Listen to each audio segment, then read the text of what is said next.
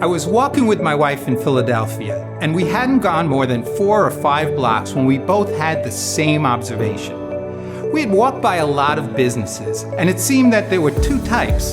Those that were boarded up and closed, they didn't survive the impact of the pandemic had on them, and those businesses that were not only surviving, but they were thriving.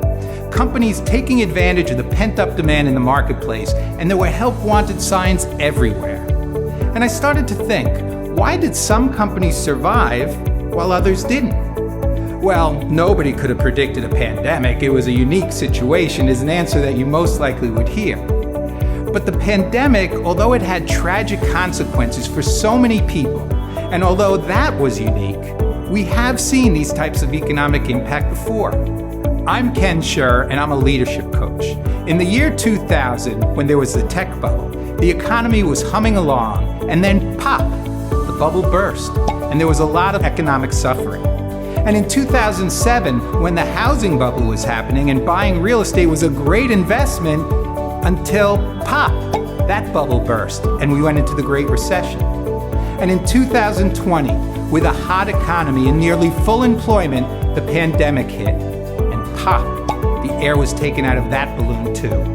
The impact on business and the economy are very similar to the other 2 situations. So how do you ensure that your company survives whatever comes next? Well, Wayne Calloway is a former chairman of PepsiCo, credited with turning the company around. And he said, "I'll bet most of the companies that are in life or death battles got into that kind of trouble because they didn't pay enough attention to developing their leaders." Well, I spent 25 years at Johnson & Johnson, a company that has survived and thrived product recalls, lawsuits, and all the economic challenges I just mentioned. And it was easy for me to see that great leadership makes a big difference at Johnson & Johnson. They have based their leadership development on the J&J Credo, which serves to develop trust with all stakeholders. Its focus is on serving the healthcare providers and their patients, the employees, communities, and lastly, shareholders. And I work with my individual clients and businesses, and I speak at associations and business meetings across the country.